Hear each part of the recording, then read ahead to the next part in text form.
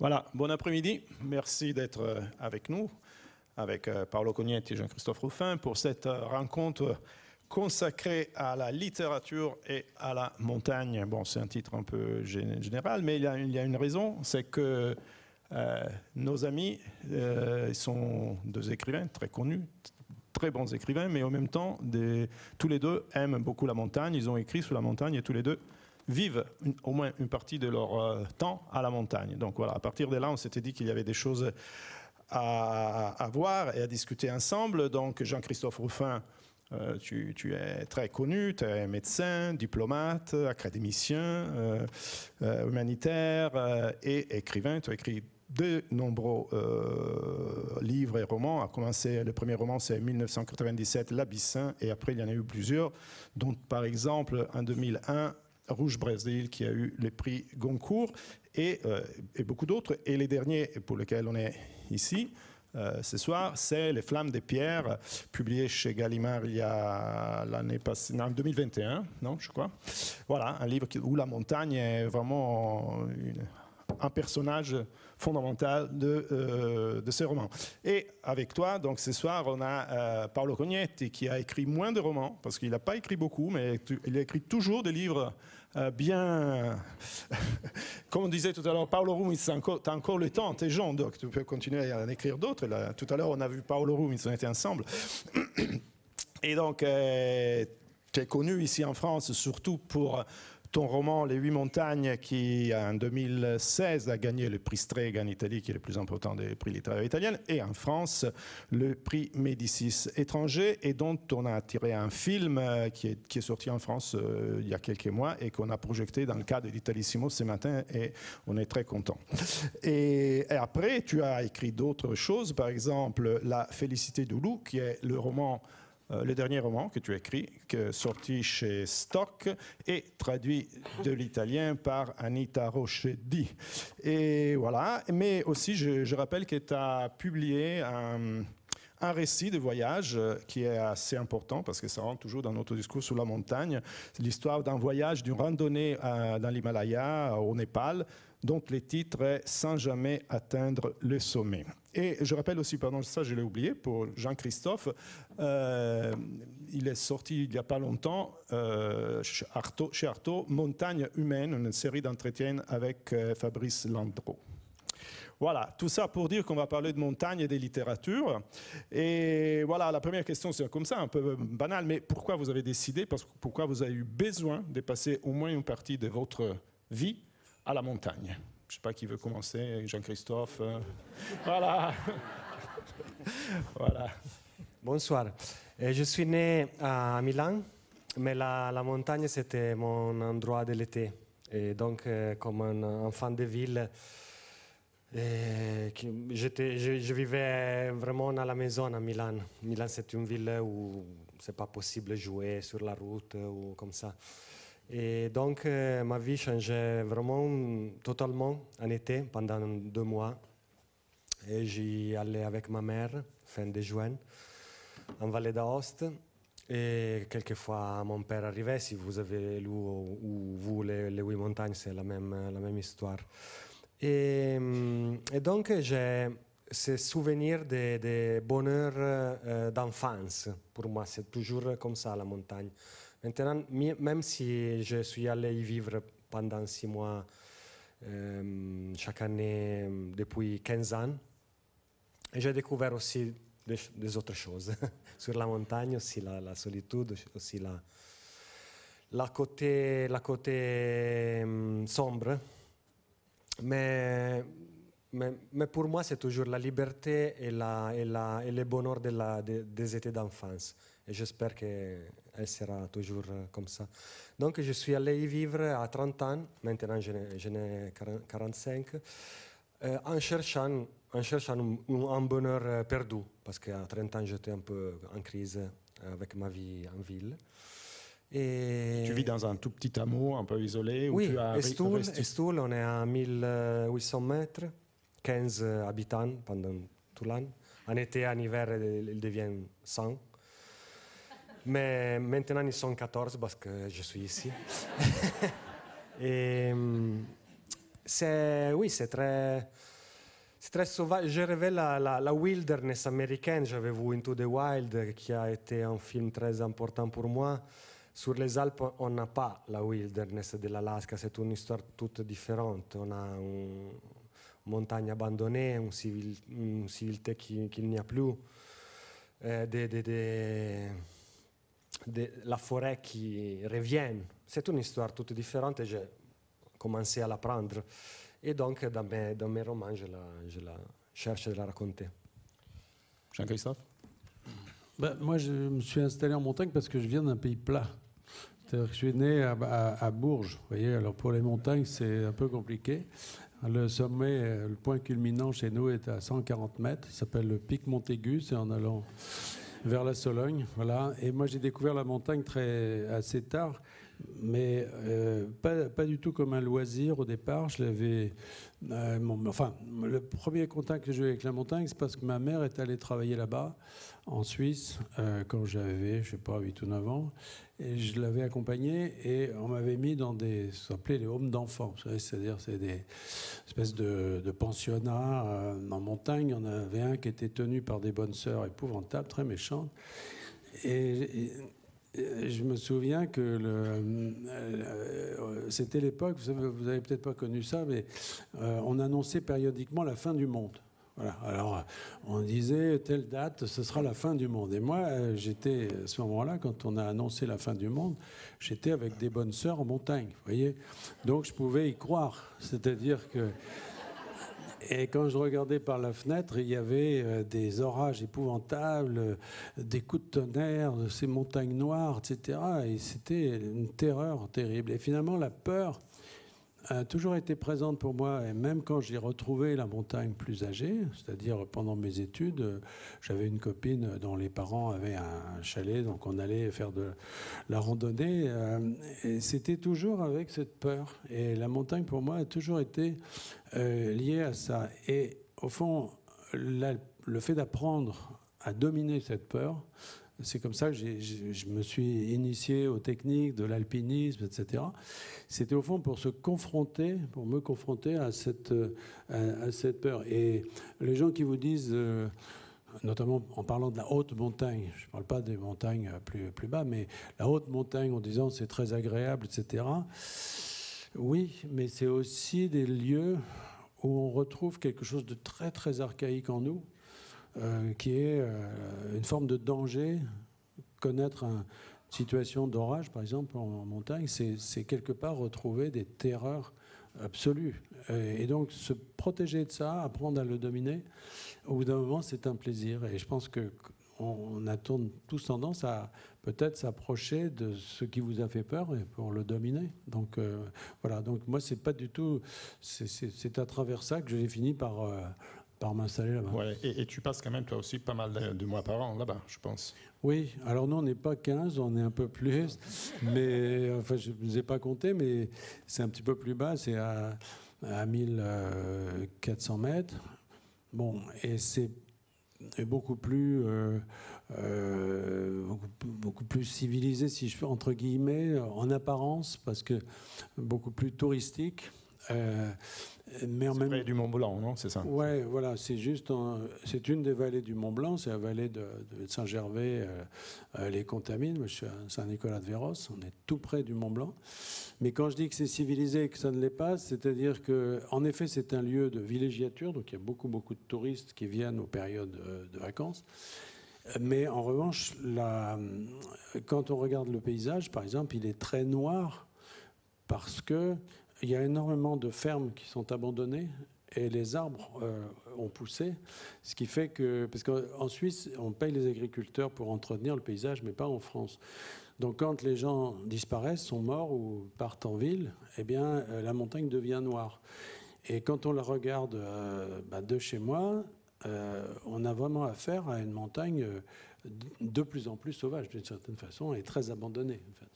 Oui, en fait, quand vous êtes tous les deux à la montagne, en fait, vous êtes à peu près à 70 km de distance d'une côté et de l'autre des Alpes, hein, parce que c'est tout près. Est-ce que, Paolo, tu es d'accord sur cette idée que la montagne, c'est aussi du danger? Tu vois qu'en partant des Stouls, tu as fait tous les sommets, tous les vallées autour de toi. Donc j'imagine il y a 15 ans, tu les as arpentés. Est-ce que pour toi aussi, des fois, quand tu montes un peu en altitude, quand tu arrives sur la haute montagne, tu ressens cette même sensation?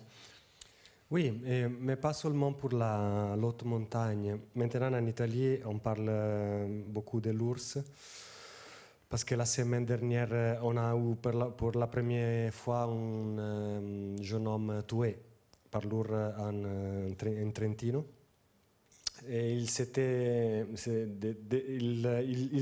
sont des ours emportés par la Slovénie, de la Slovénie il y a 20 ans. Et donc ils étaient 10 il y a 20 ans, maintenant ils sont 120. Et on imaginait qu'il s'est déplacé, il se devait déplacer sur le territoire des montagnes, mais ils ne se sont pas déplacés, je pense, parce qu'ils n'ont pas trouvé une route ou quelques lieux où ils voulaient aller. Et donc il y en a trop. Mais c'est une histoire très humaine, parce qu'on les a emportés, maintenant hier ou avant-hier, on a capturé cet ours, c'est une femme avec 3 petites, et on ne sait plus quoi faire avec elle. Et donc, oui, c'est une montagne sauvage, mais c'est une nouvelle sauvagerie qu'on ne connaît pas très bien. On ne comprend pas bien quoi faire. C'est aussi fascinant, c'est aussi intéressant de vivre là, parce que tu sens d'être sur une frontière. Aussi avec les changements climatiques. On parle du changement climatique de la ville, mais si on en parle de Milan, de Paris, qu'est-ce qu'on voit de ces changements? Seulement 2 degrés de chaleur en été en plus. Mais en montagne, tu vois les choses qui changent, tu vois les ruisseaux qui ne sont plus. Cette sécheresse, j'ai appris aujourd'hui ces mots en français. Cette sécheresse terrible qu'on vit depuis 1 an et demi. Je vis dans un petit hameau qui s'appelle Fontane, qui signifie fontaine. Il s'appelle fontaine parce qu'il y avait de l'eau partout. Et depuis l'été dernier, il n'y a plus d'eau. Donc Fontane, c'est un nom qui devrait devenir fontaine sèche, quelque chose comme ça. Et vivre dans un lieu où il n'y a plus d'eau, c'est quelque chose de très nouveau. En montagne, à 2000 mètres, qu'est-ce qui va se passer? Qu'est-ce qui se passe? Et donc, quand on lit sur les papiers les discours sur les changements climatiques, sur les loups, sur les ours, en montagne, on se sent vraiment dans les endroits où ces choses se passent. Et voilà, dans cette montagne qui est en train de changer, qui est en train d'être touchée par le changement climatique, tous les deux, vous avez décidé de l'utiliser comme cadre pour vos romans. Et ce que je disais tout à l'heure, Jean-Christophe, donc les Flammes de pierre. Et au début des Flammes de pierre, tu dis qu'au fond, il y a eu déjà beaucoup de récits d'aventure à la montagne, de récits de conquêtes, même héroïques, dramatiques, tragiques. Mais tu dis, au fond, ce n'est pas vraiment de la littérature. Alors pourquoi tu considères que tous, peut-être pas tous évidemment, il doit y avoir toujours des exceptions, mais enfin, en grande partie, la littérature de montagne, celle qu'on est habitué à appeler la littérature de montagne, n'est pas de la vraie littérature. Et alors, qu'est-ce que tu as voulu faire pour faire de ton livre de la vraie littérature de montagne? En fait, je pense qu'il faut distinguer l'alpinisme et la montagne. On a déjà discuté de ça avec Paolo, et je pense que, par exemple, son livre, Les 8 montagnes, c'est la montagne. Et moi, ce dont je parle, c'est l'alpinisme. Ce sont deux choses différentes. L'alpinisme, c'est une manière d'utiliser finalement sa connaissance pour aller dans des zones qui ne sont pas des zones habitables, qui ne sont pas des zones humaines, en quelque sorte, et qui sont, entre parenthèses d'ailleurs, extrêmement touchées en ce moment, comme tu disais, par les changements climatiques. Il y a eu un accident, une avalanche, il y en a eu deux même d'ailleurs, une côté italien, enfin avec 3 Italiens qui sont morts là en Savoie, et en France il y a eu quand même 6 victimes dans un glacier qui est devant chez moi. C'est-à-dire que le glacier d'Armancette, moi je le vois de ma fenêtre, et je le vois reculer parce que ça fait 20 ans que je suis là. je vois reculer, mais là, il a reculé un bon coup et malheureusement, ça a été dramatique. Donc là, le propos dont tu parles, là, c'est-à-dire sur la littérature, c'est porté surtout sur la littérature alpine. C'est pas tellement la littérature de montagne, parce que c'est la littérature qui, je dirais, sportive. Il y a eu une période assez faste, en fait, avec des gens comme Frison Roche, évidemment, comme Rébuffat, etc. Enfin, toutes ces années 30, 40, où il y avait cette littérature d'alpinisme, finalement, qui était très vivante et qui reposait essentiellement sur une espèce de figure héroïque qui était la figure du guide, qui avait été en quelque sorte sacralisée par ses romans. Alors, c'était le guide qui se sacrifie parce que le client qui n'a rien compris, qui ne voit pas que l'orage arrive, il veut y aller quand même, le guide y va et tout le monde meurt. Enfin, bon, il y avait un côté tragique et ça se prêtait bien à ça. Ça se prêtait assez bien à ça parce que finalement, il y avait au fond tous les décors du tragique, la course en montagne, avec sa dimension un peu militaire, hein, l'attaque, la conquête, etc., le sommet, tout ça se prêtait assez bien à ça. Et puis depuis, c'est vrai que l'alpinisme, toutes ces activités ont beaucoup changé, parce que l'alpinisme a dérivé dans une forme, j'allais dire, domestiquée, qui est l'escalade. Et l'escalade, vous pouvez en faire en sortant d'ici, en ville, sur des petites parois, etc., des blocs, etc. Vous pouvez le faire ici. Donc, aujourd'hui, la haute difficulté d'alpinisme, elle est complètement, j'allais dire, incompréhensible. Elle est difficile à faire comprendre. Quand vous dites à quelqu'un, en lui montrant à quelqu'un qui escalade, il passe du 8, ou il passe du 4, il ne va pas se rendre compte vraiment de la différence. Et en tout cas, ça ne va pas forcément être tragique. Et moi, j'ai eu une expérience comme ça assez marrante, c'est qu'avec deux copains, enfin même un peu plus, c'est la photo que j'ai mis là, on a fait, c'est un de nos amis, Ludovic Escande, qui voulait grimper le Mont Blanc. Bon, le Mont Blanc, on ne peut pas dire que ce soit un exploit, hein. Mais il n'avait jamais fait de montagne, donc bon, il a demandé ça à Sylvain Tesson et moi. Autrement dit, qu'il prenait des risques. Alors, on lui a dit d'accord, on t'emmène, etc.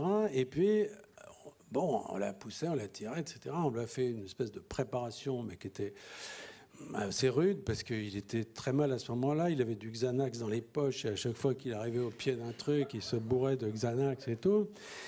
Bon, en fait, on a quand même monté au Mont Blanc. On est arrivé en haut, mais le Mont Blanc, on le fait régulièrement, c'est pas... Bon, ouais, mais là, on est arrivé. Et on était avec un copain qui avait un appareil photo, mais vous savez, les appareils photo aujourd'hui font aussi des films. Alors il nous filmait, tout ça, ouais. Et puis il nous dit, en partant, il nous dit, finalement, j'ai fait un film. On dit, mais tu as fait un film, mais il n'y a pas lieu de faire un film pour monter au Mont Blanc. Je veux dire, c'est pas... Si, j'ai fait un film. Bon, d'accord. Puis un jour, alors on n'entend plus parler de rien, et puis un jour, il nous téléphone, il dit, voilà, à Grenoble, au Festival du film de montagne, on va projeter ce film. Alors on dit, mais c'est pas possible, tu peux pas, enfin, c'est juste ridicule, c'est des pieds nickelés. Ah non, ils l'ont sélectionné et tout. Alors on arrive, on vient voir. Alors, Sylvain, il était planqué, il était je sais pas où, à Lanzarote ou je sais pas quoi. J'étais là avec Ludovic. 4000 personnes dans la salle. On se met au premier rang. On regardait où étaient les sorties de secours, on se disait, on va prendre la fuite. Alors, il y avait 4 films. Le premier, c'était un Suisse, des bras comme ça. Paf, paf, le type avait fait un truc vraiment très, très, très dur. Bon, le deuxième film, c'était un accident au camp de base du Makalu, je crois, qu'il y avait une avalanche qui avait emporté je ne sais pas combien de victimes. Le troisième film, c'était des types qui sautaient, vous savez, en base jump, là, et tout, et des trucs comme des chauves-souris et tout, qui arrivaient, machin. Et le quatrième film, ça commençait dans ma cuisine. On ouvrait une bouteille, et tout le truc était comme ça, c'est-à-dire qu'on ne disait que des conneries. Et on arrivait en haut, alors l'autre il a le Xanax, nous c'était le pinard, le machin. Bon. La lumière se rallume. Je me dis, on va se faire lyncher. Tonnerre d'applaudissements. C'est nous qui avons été le plus appréciés parce que les autres, c'était tellement compliqué, tellement dur que personne ne peut s'identifier, si vous voulez, aux Suisses comme ça, au Belgium, etc. Mais les pieds nickelés poivreaux qui montent au Mont Blanc, ça marche, vous voyez. Donc, c'est pour ça que cette littérature est à renouveler. Voilà. Oui, et ça, disons que tu as cherché la femme. Je voulais voir comment tu es tombé sous ton truc. Cela dit, tu as fait un roman où la montagne, la haute montagne, avec toutes ces techniques, c'est au centre de ton roman. C'est une histoire entre deux personnages. Tu mets une histoire d'amour, justement, parce que tu dis, dans ce récit de montagne qu'on avait avant, d'aventure à la montagne, on n'arrivait jamais à rendre compte des émotions, de cette tragédie, et ça, on le retrouve un peu dans tes romans sur la montagne, et en particulier aussi dans La Félicité de loup. Bien sûr, on n'est pas dans le même univers de la haute montagne, de la technique, mais là aussi tu as deux personnages qui à travers la montagne se révèlent d'une certaine façon. La montagne devient un révélateur, la nature, le rapport avec la nature. Il y a une jeune fille qui décide de passer du temps dans un refuge de haute montagne à 3000 mètres, donc où effectivement on retrouve tout cet univers un peu dangereux dont tu parles, et la montagne sert à révéler ces personnages, non ? Oui, c'était la découverte que la montagne change aussi l'humanité de la montagne. De la ville, on pense toujours que la montagne reste la même, avec des vieux hommes, les vins, les refuges, mais aussi l'humanité de la montagne va changer. Et dans les dernières années, j'ai découvert, par exemple, des jeunes filles qui travaillent dans les refuges. C'était une grande découverte parce que j'aime beaucoup marcher dans les refuges à la fin de l'été. Septembre, la fin de la saison, il n'y a plus personne en montagne. Et avant que les refuges ferment à moitié de septembre, je fais ces 4-5 jours. Je pars de chez moi et je vais marcher. Et j'écoute un peu les contes de l'été. Et donc j'ai commencé à rencontrer ces filles très jeunes, 20-25 ans, qui travaillent dans le refuge et qui ne connaissaient pas la montagne. Elles ne sont pas comme moi qui avaient des souvenirs d'enfance. C'était un lieu vraiment nouveau. Peut-être parce qu'elles ont lu un livre comme le mien, vu un film, vu Into the Wild ou quelque chose comme ça. Et j'ai une amie qui s'appelle Martha qui a ouvert dans les Monts Roses le premier refuge végétarien des Alpes. Quand elle a commencé, les jeunes s'étaient étonnés parce qu'on ne trouvait pas les saucissons en refuge. C'était incroyable. Mais elle était très convaincue de cette idée, elle a continué. Et maintenant, c'est célèbre son refuge. Il s'appelle Oreste Ute sur les Monts Roses parce que c'est l'unique refuge végétarien des Alpes. Et il y a toute une humanité qui fréquente ces refuges. Après, elle cherchait un cuisinier. C'est pas facile de trouver un cuisinier végétarien. Non, elle est plus que végétarienne, vegan. Et donc, elle a mis une annonce sur Internet pour chercher un cuisinier vegan. Elle a trouvé cette jeune fille, Camilla, qui l'été précédent travaillait sur un navire sur un bateau de Greenpeace dans l'océan Pacifique pour enfermer les trivelle pétrolifere. Les puits pétroliers. Oui, et les bateaux de Greenpeace sont végans. Donc, cette jeune fille italienne, Camilla, avait travaillé l'année précédente sur les bateaux de Greenpeace, l'année suivante sur un refuge vegan sur les Alpes. C'était la première fois qu'elle voyait la montagne. Et j'ai pensé, ici il y a des romans à écrire, beaucoup de romans.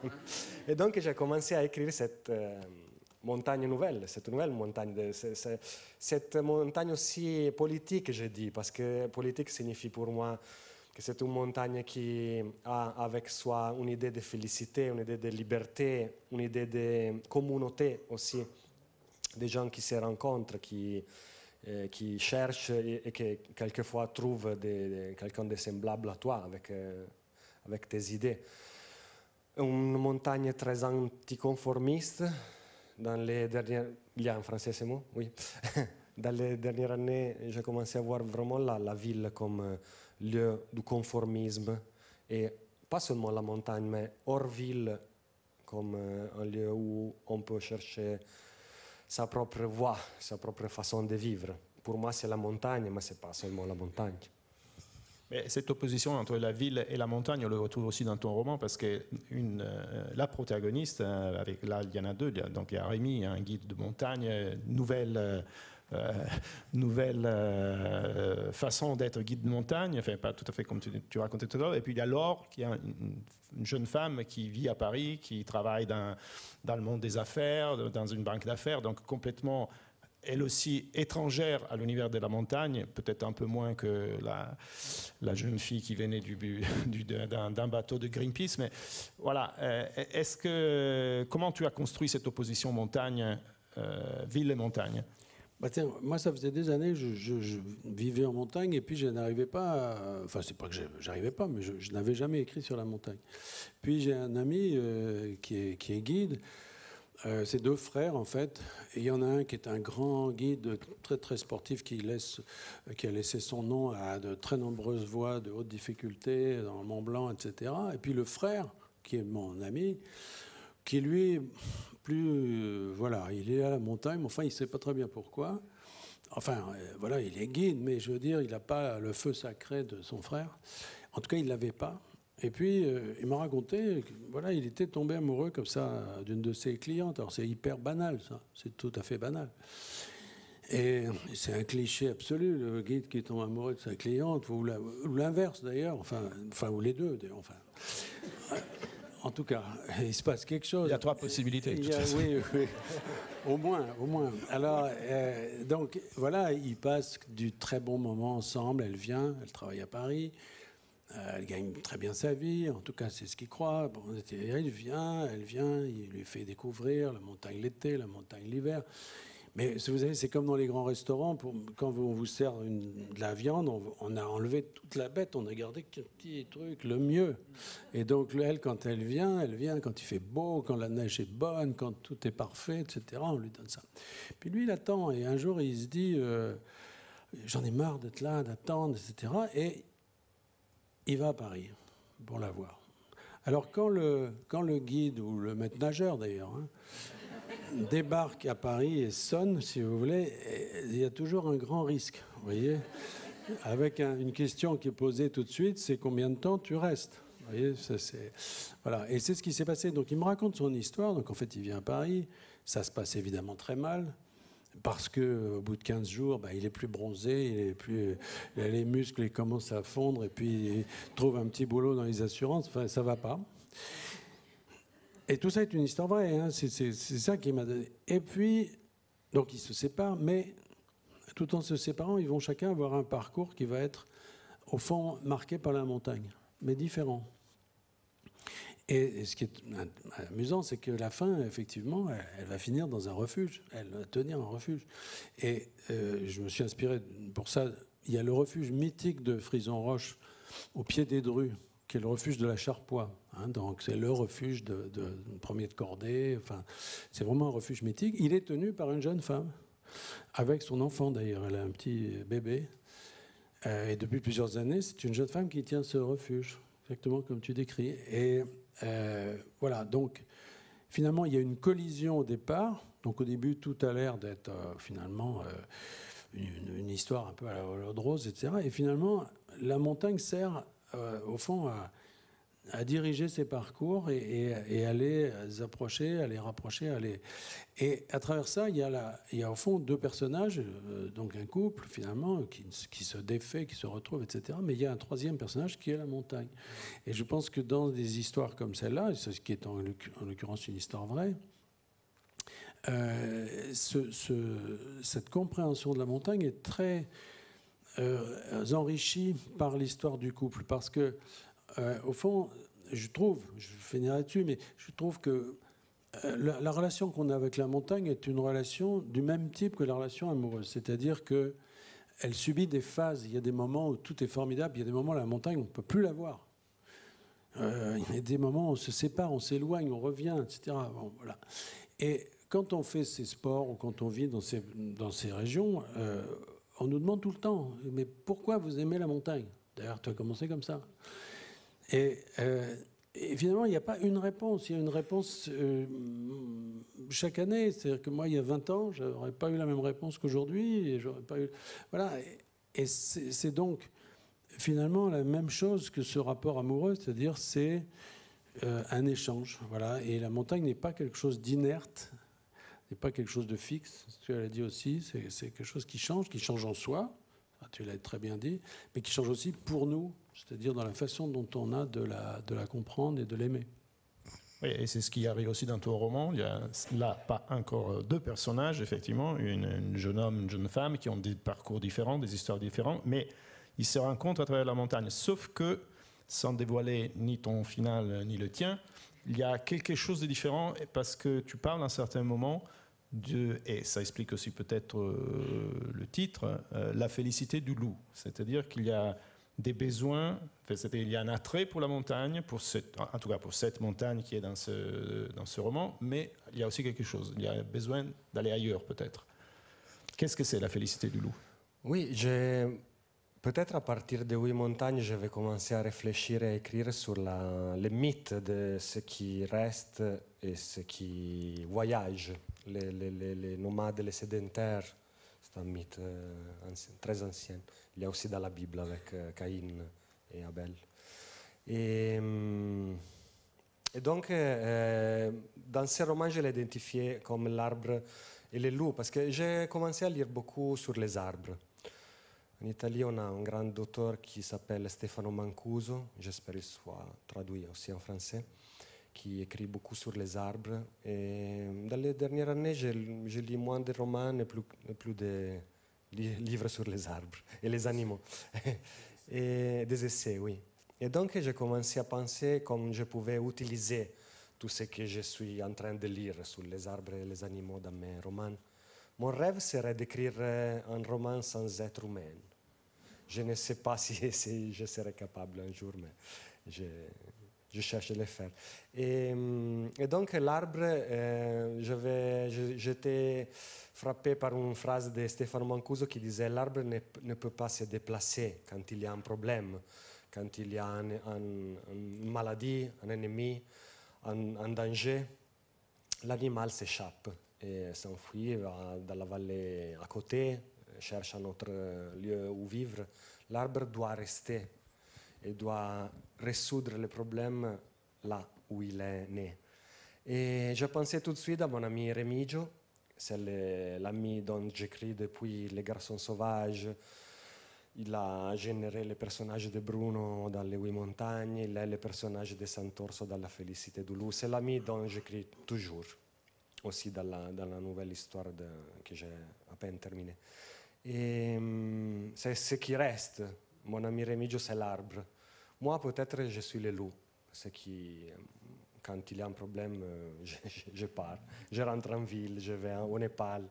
Et je connais très bien la félicité de chercher, de partir, de commencer. Pas seulement un voyage, mais un nouveau travail, un nouveau amour, une nouvelle aventure. Pour l'homme occidental, c'est tout ça, la félicité, non? Je dis occidental parce que j'étudie aussi un peu de bouddhisme et pour cette philosophie, dans le bouddhisme, je retrouve aussi la félicité de ce qui reste. Aussi pratiquer yoga, j'ai commencé depuis quelques années, c'est rester sur le petit tapis. Tu ne peux pas sortir du tapis, non? Je suis un voyageur, je veux sortir de ce tapis et partir, mais je dois rester là et faire les asanas que ma maîtresse commande. Et donc, peut-être je suis un loup qui cherche à devenir arbre. Et je ne sais pas si je réussirai, mais j'aime beaucoup la félicité de l'arbre maintenant parce que c'est aussi une félicité plus généreuse. Le loup cherche seulement pour soi-même. C'est une recherche un peu égoïste. Et l'arbre, la félicité de l'arbre, c'est généreuse parce que c'est aussi pour ceux qui s'arrêtent là, qui cherchent un peu d'ombre, de frais. Et je voudrais chercher cette félicité dans les prochaines années. J'ai ouvert un petit refuge à Stoul, donc j'ai commencé à hospiter. J'aime beaucoup cuisiner pour les amis, et j'aime beaucoup accueillir. C'est une seconde saison de ma vie. D'accord. Mais pour la question justement de comment raconter ces histoires liées à la montagne, à la haute montagne, parce que pendant longtemps, sur la montagne, autour de la montagne, il y a eu beaucoup de rhétorique, beaucoup d'un langage un peu romantique, dépassé, etc. Est-ce qu'il faut renouveler aussi sur le plan stylistique, sur le plan lexical? Comment raconter d'une façon différente cet univers aujourd'hui, Jean-Christophe ou Paolo? Je vais commencer. J'avais deux grands modèles. Un modèle tout italien qui est Mario Rigoni Stern. Il est bien traduit en français, j'espère que vous pouvez le découvrir. Il était vraiment une exception dans la littérature italienne qui est très urbaine depuis toujours. Mais Mario, il était né dans l'altipiano di Asiago, une montagne sur les Alpes italiennes, presque à côté des Dolomites. Et il a toujours choisi de rester. On a eu beaucoup d'autres écrivains nés en montagne comme Dino Buzzati, mais ils se sont déplacés parce que dans les années 50, 60, c'était normal partir du pays et arriver à la ville. Et Mario s'était refusé de faire ce mouvement. Il avait choisi de rester. Et il a toujours écrit de sa petite patrie, de cet endroit, l'altipiano di Asiago, des montagnards, de la culture des montagnes. C'est un grand exemple pour moi. Et il avait une grande connaissance scientifique de la montagne, de la forêt, des animaux. Et il m'a fait comprendre comment on doit vraiment connaître aussi les noms de cette que tu écris, les noms des arbres, les noms des animaux comme une forêt vit et fonctionne. Ce n'est pas une figure poétique, c'est plus un écosystème. Et puis l'autre grand modèle pour moi, c'est la grande littérature américaine des grands espaces. Jack London, Hemingway, Melville, Thoreau. Et je ne sais pas pourquoi en Europe, on n'a pas la même tradition parce qu'on a la mer Méditerranée, on a les Alpes, on a l'océan Atlantique, mais on n'a pas un Melville ou un Jack London des Alpes. La littérature américaine a généré ces mythes de l'espace sauvage, de la wilderness. Et je l'aime, je suis aussi allé au Canada, en Alaska pour voir ces paysages. Et donc, je cherche de prendre ces deux modèles comme un père et une mère. Je vois Mario Rigoni Stern comme une figure de mère, un peu plus et gentile. Et le père, que c'est la grande littérature américaine, que c'est Jack London. Et je cherche de trouver ma route. Jean-Christophe? Mais je pense que il y a la question que tu poses, c'est vraiment intéressant de voir que le continent américain, au nord comme au sud, est un continent qui a conservé et qui a même élevé en forme de symbole et d'idéologie presque la wilderness. C'est-à-dire, par exemple, Bernanos, l'écrivain français Bernanos, qui est parti au Brésil, vivre au Brésil, il a des pages là-dessus, il raconte, il dit, en Europe, tout morceau de terre a été labouré, a été peigné comme une chevelure, etc., tout partout. Et il arrive au Brésil et il voit des endroits dont personne ne s'est occupé. C'est-à-dire, on a l'impression, pas forcément vrai, mais que ça n'a pas changé depuis l'aube du monde. Et finalement, les paysages américains, les paysages sud-américains aussi d'ailleurs, sont toujours marqués par ça. Et ça a influencé même les mouvements écologistes, par exemple, parce que quand on regarde les mouvements écologistes en Angleterre, ils se sont centrés sur l'animal, les animaux, les chevaux, les chiens, etc. Et aux États-Unis, les mouvements écologistes radicaux, c'est le wilderness. C'est la préservation des grands espaces, c'est le droit des forêts, le droit des rivières, tout ça. Ça a été inventé là-bas. Et c'est vrai que ça, c'est c'est quelque chose qu'on n'a pas et on a beaucoup de mal. Par exemple, quand on parle des Alpes, et bon, moi, par exemple, ce livre, il se situe dans les Alpes. Quand on parle des Alpes, on tombe immédiatement sur des endroits extrêmement connus. Par exemple, l'ascension du Cervin. Je ne sais pas si tu es allé sur le Cervin, c'est pas loin de chez toi.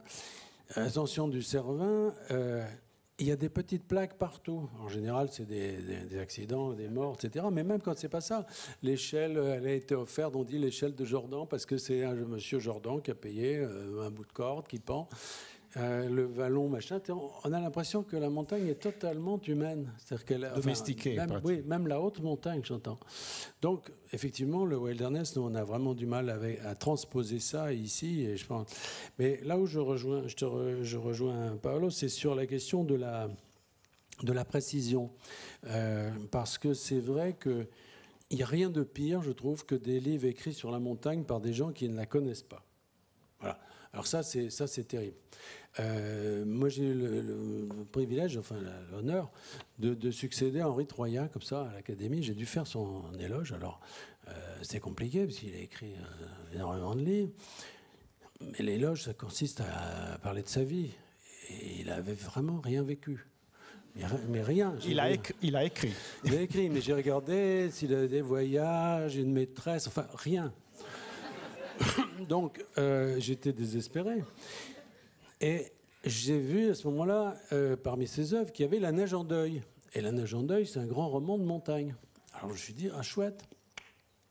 Puis je l'ai lu, j'ai eu une impression bizarre. Ça, c'est entre nous, hein, parce que normalement, j'ai une admiration absolument totale pour Henri Troyen. Il n'y a pas d'académicien ici, tu peux y aller tranquille. Non, mais je me suis dit, c'est bizarre, ça sonne pas vrai, c'est l'histoire de Malabar Princess, l'avion qui est tombé là, et de frères qui vont chercher le trésor. Enfin voilà, mais à la fois il y avait des choses précises et puis il y avait des trucs qui allaient pas. Et je me suis dit, c'est bizarre, il a fait de la montagne. Alors je me suis un peu renseigné et j'ai appris qu'en fait non, il avait épousé la veuve d'un médecin de Chamonix, qui le traînait littéralement sur les sentiers jusqu'à la buvette du Mont-en-Vert, etc., qu'il avait interviewé des guides, mais qui ne connaissaient pas du tout la montagne. Et c'est gênant. C'est-à-dire que c'est gênant dans les termes, mais au-delà des mots, c'est gênant dans les concepts. C'est-à-dire que je pense qu'il faut parler de ça en le connaissant. Et vous voyez, on parlait de Frison Roche tout à l'heure. Frison Roche, on connaît Premier de Cordée, mais il a écrit des choses, par exemple, sur la guerre en montagne, Les Montagnards de la nuit, par exemple, qui est un livre vraiment formidable.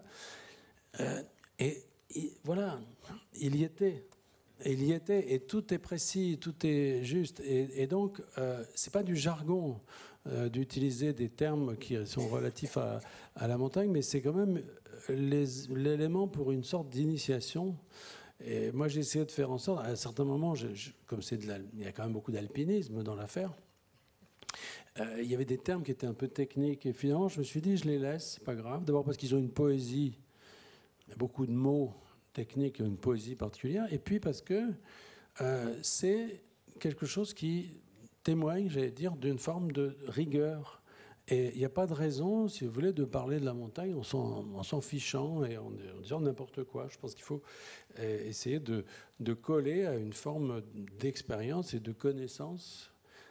Parce qu'au fond, le roman, c'est ça aussi. C'est-à-dire, c'est faire entrer quelqu'un pour qui ça n'est pas forcément le monde qu'il connaît, dans ce monde, en suivant des personnages, en suivant une intrigue, mais aussi en l'initiant à un monde. Et si ce monde est faux, eh bien, je pense que c'est à la fois inutile et c'est presque un mensonge. Et par contre, en parlant toujours de ça, à un moment tu écris la montagne ne tolère pas le mélo.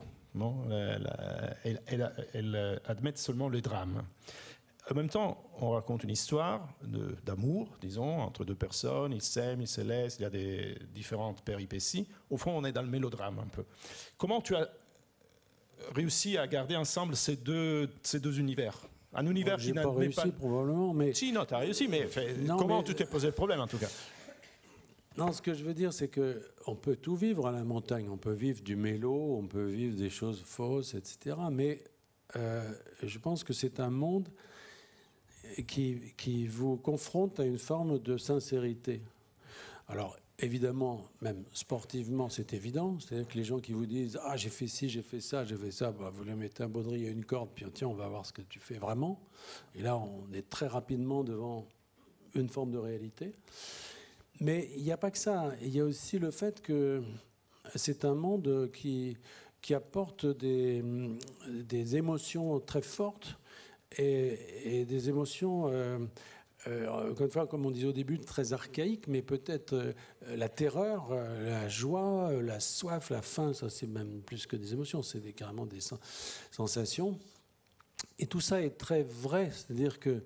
Et c'est vrai que quand on a, je veux dire, le petit vague à l'âme, la petite crise existentielle, etc., face à ça, il se passe en général quelque chose. Je ne dis pas que c'est le remède à tout, c'est pas ça.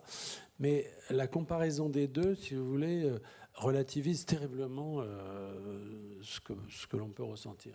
Et tu es d'accord sur ça, sur ce côté de la montagne qui met en nu les gens, les révèle Oui, oui, comme toutes les situations un peu plus dures du normal où tu révèles quelque chose de toi.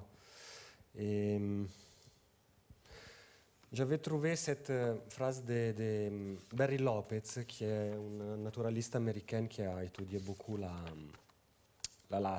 grands nord américains, mais aussi la Sibérie, le nord du monde. Il avait écrit pendant mes voyages, j'en suis venu à penser que les désirs et les aspirations des êtres faisaient partie de cette terre tout autant que les vents, les animaux solitaires, les champs éclatants de pierres et de toundra.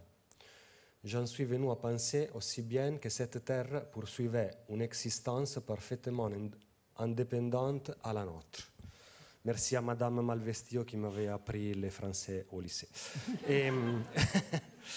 Et donc cette montagne qui contient pas seulement les arbres, les animaux, etc., mais aussi les rêves et les aspirations des êtres humains, et donc les paysages qui révèlent comme un miroir quelque chose de nous. Oui, c'est aussi mon idée. Oui, et en même temps, c'est aussi une montagne très léopardienne. C'est la nature qui est indifférente aux hommes. Oui, pour moi, plus que léopardienne, c'est la même idée léopardienne. Pour moi, c'était un peu japonais, une idée japonaise. Et l'œuvre qui a inspiré ces romans était les 36 vues du mont Fuji de Hokusai, grand peintre japonaise du 18e siècle. Et son genre de peinture s'appelait en japonais ukiyo-e, qui signifie les images du monde fluctuantes. Le monde fluctuante, c'est le monde humain. Et donc, dans les 36 vues, puis il a fait une autre œuvre qui c'était les 100 vues du mont Fuji. Il a mis en scène toujours le dualisme entre la montagne avec son temps. La montagne, ce n'est pas éterne, on le comprend maintenant avec les changements climatiques, mais c'est plus duratura, on dit en italien. Qui dure. Qui dure, un être qui dure plus que l'homme, et l'éphémère de la vie humaine. Et donc le mont Fuji à ses pieds, l'homme qui travaille, qui fatigue, qui voyage, les paysans, les artisans, les marchands. C'est une œuvre vraiment qui donne beaucoup à penser. Et je l'ai découverte pendant la pandémie de Covid, c'était 2020, et c'était vraiment parfait pour ces périodes parce que tu voyais la montagne. Dans les livres, je voyais les montagnes de ma fenêtre, les glaciers du Mont Rose, c'était ce beau printemps 2020, et les glaciers, et le ciel bleu, et les êtres humains qui vivaient ces moments tragiques, terribles. Et donc, ce n'était pas la montagne indifférente, mais la montagne qui nous observait, qui nous voyait passer, comme toujours, comme on voit passer les feuilles d'un arbre, ou les êtres qui vivent moins que nous. Et c'est une méditation un peu comme ça, un peu japonaise. Est-ce que, Jean-Christophe, tout à l'heure, Paolo a parlé des Mario Rigoni Stern parmi ces modèles. Est-ce que toi, tu en as déjà, tu connais Mario Rigoni Stern, j'imagine. Est-ce que tu l'aimes ou pas? Et puis, est-ce que tu as d'autres modèles qui t'ont inspiré pour écrire autour du sujet de la montagne, de l'haute montagne, etc.? Ben, en fait, oui et non. C'est-à-dire que dans le petit bouquin d'entretien, il m'avait demandé des références, justement, dans lesquelles j'ai mis, d'ailleurs, finalement, des gens qui n'étaient pas forcément des alpinistes. Alors, il y a des alpinistes, par exemple, Tita Piaz, que j'aime beaucoup, qui est un personnage très drôle parce que c'était un alpiniste des Dolomites. Le diable des Dolomites, et qui était voilà. Et c'est drôle parce qu'il y avait ce surgissement, cette espèce de bonheur dans un livre comme ça. Mais j'ai mis aussi Kessel, les cavaliers, parce que au fond, parler de montagne, ça ne veut pas forcément dire parler uniquement de haute montagne. Mais si je peux faire une parenthèse, parce que Paolo parlait de la montagne pendant le Covid, et moi j'étais aussi là-bas pendant le Covid, et je dois dire qu'on a atteint des sommets dans l'incompréhension mutuelle, si je puis dire, de la montagne et des hommes, parce que notre préfet, le préfet voulant faire du zèle, vous savez qu'ils font saisir les casseroles. Donc là, c'était un peu pareil. C'est-à-dire qu'a fait appliquer le confinement strict en montagne. C'est-à-dire qu'on ne pouvait pas faire plus d'1 kilomètre en sortant de chez soi, etc. Et naturellement, alors d'abord, ils ont été un peu ridicules parce que les premières victimes, les gens qui sont partis faire du ski hors piste sans avoir le droit, c'était 2 gendarmes. Mais bon. Mais indépendamment de ça, ça a produit une espèce d'appel, c'est-à-dire qu'on n'avait qu'une envie, c'est d'aller se balader en montagne. Simplement, il fallait prendre et c'était l'hiver, il fallait prendre un drap. Et quand l'hélicoptère arrivait, comme ça, par-dessus, on se mettait sous le drap, et dans la neige, on ne voyait pas. Et je suis allé faire des fondus comme ça, en plein Covid, avec tous les voisins, en pot de phoque. On est monté, machin, avec le réchaud, le vin blanc et tout ça. Et il y avait une sorte de bonheur à être dans un endroit qui, justement, était tout à fait en dehors de ça et nous accueillait avec bonheur. C'est-à-dire qu'au fond, la montagne n'avait pas grand-chose à voir avec le Covid. On n'a contaminé aucun chevreuil, rien du tout. Et on a passé, finalement, des moments très, très bons, mais jamais autant de survols d'hélicoptères qui passaient plusieurs fois par jour pour aller attraper des délinquants dont on peut penser qu'en effet, ils mettaient en péril la santé publique, c'est-à-dire des gens qui se promenaient dans la montagne. Et c'était un moment, finalement, où il y avait une sorte de complicité, parce qu'on n'avait pas le droit. Et la montagne, c'était comme si elle nous avait accueillis voilà, dans une période hostile. C'était très touchant. Alors ça ne veut rien dire, c'est pas une parabole que je vous fais, c'est juste un petit souvenir de ce moment très particulier qu'on a vécu pendant cette période. Et voilà, et ça va être la conclusion de cette rencontre. Merci donc à Jean-Christophe Rufin pour Les Flammes des Pierres. Merci à Paolo Cognetti pour la félicité de nous. Lisez-le et allez à la montagne. Merci.